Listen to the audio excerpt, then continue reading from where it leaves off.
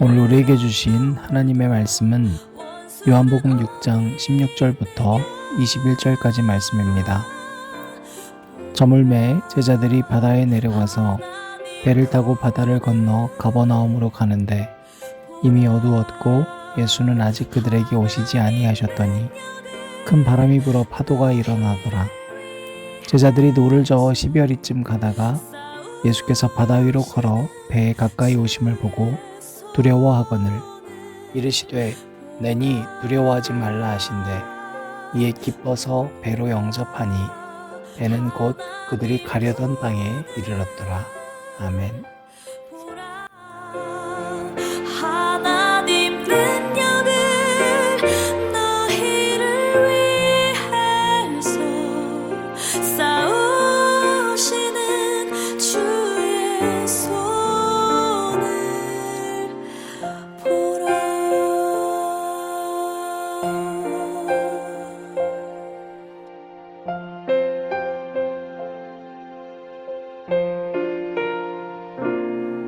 보라. 너희는 두려워 말고 보라. 너희를 인도한 나를 보라. 너희는 지치지 말고 보라. 너희를 구원한 나를 너희를 치던 적은 어디 있느냐. 너희를 억누르던 원수는 어디 있느냐. 보라 하나님 구원을 보라. 하나님 능력을 너희를 위해서 싸우시는 주의 손을 보라. 보라 하나님 구원을 보라. 하나님 능력을 너희를 위해서 싸우시는 주의 손을 보라.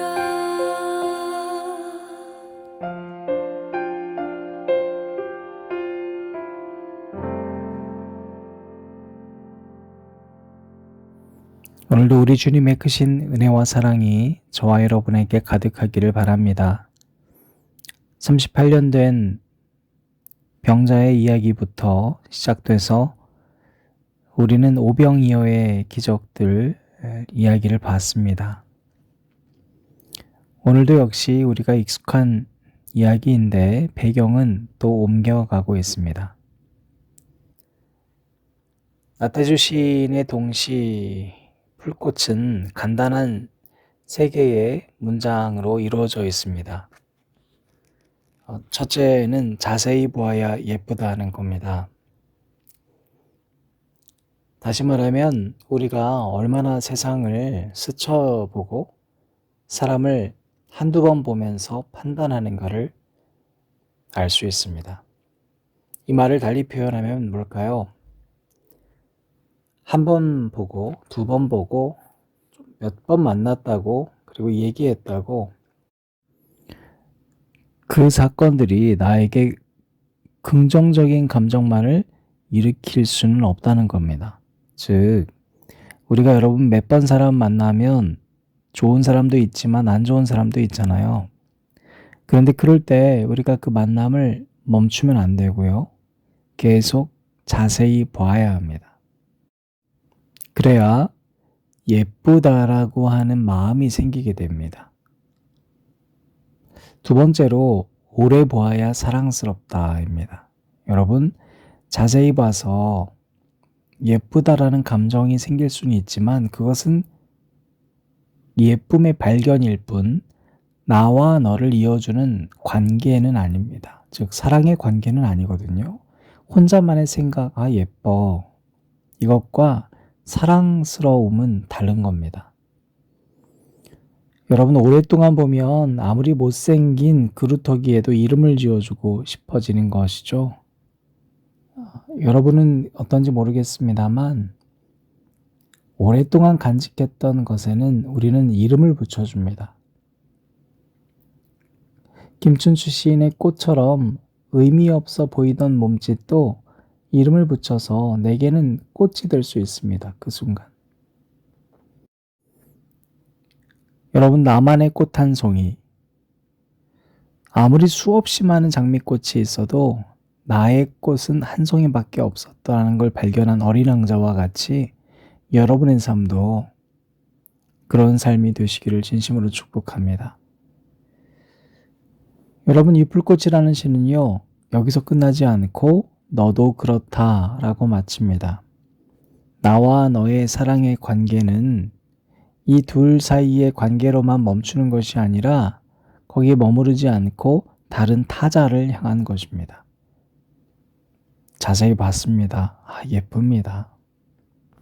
이제 오랫동안 봤더니요. 그 안에 담겨있는 상처까지도 사랑스럽습니다.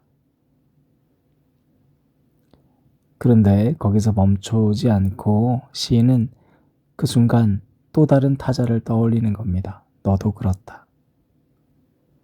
사랑의 확장입니다. 여러분 사랑의 확장은 자세히 봄에서부터 시작하는 것을 오늘 여러분에게 이야기해주고 싶습니다. 자세히 보지 않으면 사랑의 시작도 확장도 시작될 수가 없습니다. 여러분 창세기에서 여자가 남자와 거닐던 동산에서 어느 날 스쳐 지나가던 뱀이 보라고 한 열매를 그저 스쳐 지나가듯이 본 것이 아니라 자세히 들여다보았다면 그것이 욕망이요 사랑을 무너뜨리기 위한 것임을 깨달았을 겁니다. 근데 그러지 못했죠. 오늘날 우리가 사랑의 관계가 확장되지 않음은 내가 자세히 들여다보지 않았기 때문입니다. 오늘 본문 속에서 제자들은 바다에 내려가서 배를 탔습니다.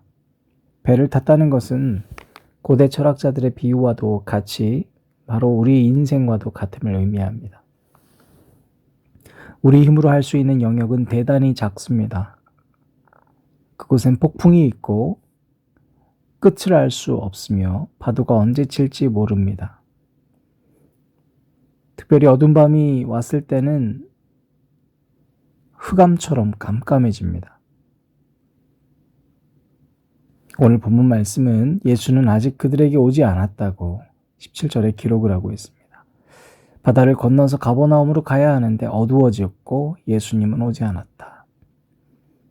그런데 그들이 맞이한 것이 18절에 보니까 큰 바람이 불어 파도가 일어나더라. 그들의 인생에 폭풍이 온 거예요. 여러분 이럴 때 있죠? 우리 정말 한치 앞을 알 수 없고 이제는 어두워서 진짜 어떻게 하면 좋지 생각했는데 폭풍까지 오는 거예요. 휘청거립니다, 인생이. 자, 그런데 여러분 그때 우리는 어떻습니까? 그래, 끝났다. 좌절하거나 낭망하거나. 오늘 본문 말씀 19절 보니까 제자들이 노를 저어 12월이쯤 가다가 예수께서 바다 위로 걸어 배에 가까이 오심을 보고 두려워하거늘. 노를 저어서 12월이쯤 갔습니다. 여러분 이거 굉장히 중요한 겁니다. 멈추지 않았습니다. 돌아가지도 않았습니다. 포기하지 않았습니다. 아무리 넓은 바다이지만 조금씩 노를 저어서 조금씩 나아가기 시작했습니다. 여러분 바다를 언제 건널 수 있을까요? 노 한 번 저어가는 것부터 시작할 때 바다를 건너갈 수 있습니다. 노를 저어서 10여리쯤 갔는데요. 그때 예수께서 바다 위로 걸어 배에 가까이 오셨습니다. 그런데 그들이 두려워해요. 왜 두려워할까요? 여러분 오늘 이미 제가 여러분들께 드린 말씀 속에 해답이 있습니다. 폭풍으로 인해서 자세히 들여다보지 못했기 때문입니다. 그리고 그때 주님께서 말씀하십니다. 내니 두려워하지 말라. 사랑하는 여러분, 올 한 해 여러분은 배 위에 올라타셨습니다. 두 가지를 기억했으면 좋겠습니다. 오늘 예수님을 만나게 된 이들의 이야기를 빌어 우리 역시 귀담아 들어야 합니다. 첫 번째로 2022년 또 큰 바람이 불어올 것입니다. 왜냐하면 여러분 바다이기 때문입니다. 바다입니다. 파도가 일렁일 겁니다. 여러분 바다이니까 당연히 파도가 있는 겁니다.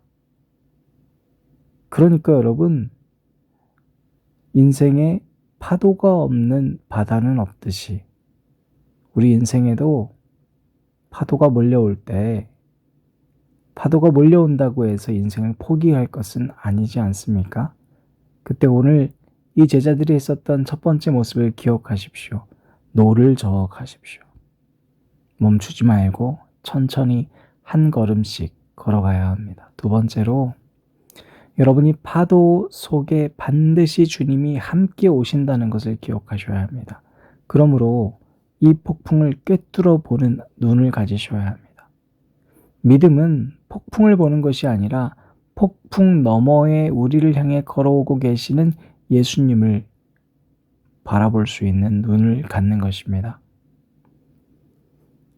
흘러가는 감정에 자기 자신을 파묻지 말고 여러분에게 주신 모든 감각을 총동원해서 나에게 밀려오는 폭풍, 그것을 꿰뚫어 봐서 너머에 계신 예수님을 발견하셔야 합니다. 그곳에 주님도 계시지만 여러분 그 주님 계신 곳에 여러분도 건재할 것입니다. 니코스 카잔차키스가 그의 어린 시절 아버지가 태풍이 일어서 소중하게 일구던 포도원이 날아갈 것 같아 너무너무 당황하고 무서웠습니다. 태풍이 막 몰려오는 소식을 듣고 허겁지겁 달려갔습니다. 집도 난리가 났습니다. 다 날아가고 있어요. 그런데 오직 그 아버지만 문지방에서 우두커니 서 있었습니다. 아버지 뭐 하시냐고, 아버지 뭐 하시냐고, 지금 다 날아간다고 했을 때 그 아버지의 대답이 뭐였습니까? 쉿, 조용히 해. 여전히 우리들은 사라지지 않았다. 어린 시절 니코스 카잔차키스가 바로 그 아버지의 폭풍을 꿰뚫어 보는 자기 존재로서의 의미를 기억하고 살아갔습니다. 여러분 아무리 큰 폭풍이 와도 그 폭풍을 자세히 들여다보면 사라지는 것은 없습니다. 여전히 주님이 함께 하시기 때문입니다. 동화 이야기 하나 하고 오늘 설교 마칠 건데요. 여러분 꽃감 아시죠? 어느 날 호랑이가 마을에 내려왔습니다. 몰래 숨어 있는데요. 몰래 숨어서 가만히 들여다보니까 우는 아이를 발견합니다. 방 안에서 아이가 막 울고 있는 거예요. 엄마가 이 아이가 보고 울지 말라고 온갖 겁을 줍니다. 호랑이가 잡아간다고. 그래도 우는 거예요. 자존심이 상했습니다. 아니 내가 온다는데도 눈물을 안 그쳐? 그런데 그 아이가 그럼 꽃감 준다 이렇게 하니까 울음을 딱 그치는 거예요. 호랑이는 그 이야기를 듣고 꽃감이라는 것이 나보다 더 무서운 것이구나 라고 생각했습니다. 갑자기 두려워졌습니다. 그 순간 소를 훔치러 온 소도둑이 소인 줄 알고 호랑이 등 위에 떨어졌습니다. 여러분 호랑이가 소도둑이 아니라 꽃감이라고 생각하고 그 한밤에 아무것도 보이지 않으니까 정신없이 달려갑니다. 정신없이 달려가다가 소도둑은 문득 이제 한참을 달리다가 달빛이 비추고 새벽이 오니까 그 빛으로 인해서 호랑이가 소가 아니라 호랑이라는 걸 발견하거든요. 그래서 지나가는 나무를 보고 그 나무 위에 점프해서 겨우겨우 살아납니다. 여러분 이거 되게 우리가 잘 아는 내용이죠. 여러분 호랑이가 두 번의 기회가 있었습니다. 꽃감 이야기를 들었을 때 그가 무섭다고 생각한 순간 꽃감을 제대로 들여다봤었더라면 그것이 얼마나 두렵지 않은 것인지를 알 수 있었을 겁니다. 근데 보지 않았습니다. 두려움이라는 감정에 휩싸여 버렸습니다. 그의 위에 무언가 떨어졌을 때 무조건 겁에 질려 달려가는 것이 아니라 잠깐 멈춰서 생각하고 고개만 돌려봤어도 호랑이는 그렇게 겁에 질릴 필요가 없었습니다. 자세히 꿰뚫어 보지 않았습니다. 두려움이 온 순간 그 두려움 너머를 꿰뚫어 보지 않았습니다. 코로나로 인해서 환란의 파도 넘어 우리가 사라지고 있다는 것이 있다면 첫 번째로 코로나가 왔다고 멈춰버린 믿음의 자세입니다. 여러분, 그때일수록 우리는 한 걸음씩 한 걸음씩 내딛고 앞으로 가야 합니다. 그래야 주님 계신 곳에 갈 수 있습니다. 두 번째로 이 코로나를 허락하시고 만왕의 왕이신 주님께서 우리를 바라보고 계심을 직시하여서 코로나 그 자체를 꿰뚫어 볼 수 있는 안목을 가지시기를 주님의 이름으로 축원합니다. 기도하시겠습니다. 하나님 감사합니다. 우리가 코로나는 무서워하면서 이 너머에서 우리를 바라보고 계시는 주님을 두려워하지 않았음을 용서하여 주옵소서. 우리가 백신의 부작용을 무서워하면서 그 모든 것을 바라보시고 주관하시는 주님, 그 주님 앞으로 걸어가지 않았음을 용서하여 주옵소서. 두려움이라는 감정에만 휩싸인 채 꿰뚫어 보려고 하지 않고 앞을 향해 나아가지 않으려고 했었던 우리 지난 날을 주님 용서하시고 다시 우리로 하여금 주님과 어떤 상황에도 흔들림 없는 삶으로 인도하여 주시길 간절히 바랍니다. 예수님 이름으로 기도드렸습니다. 아멘. 거센 파도 나를 덮쳐도 오직 주님만 바라봅니다. If you wanna go, if you wanna know, you gotta find the real light.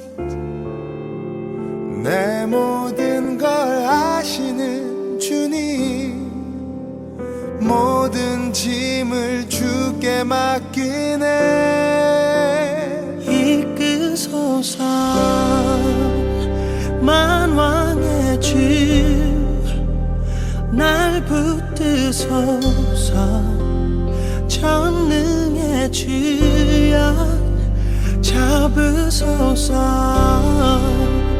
생명의 주, 날 건지소서. 폭풍과 치고 비추리라.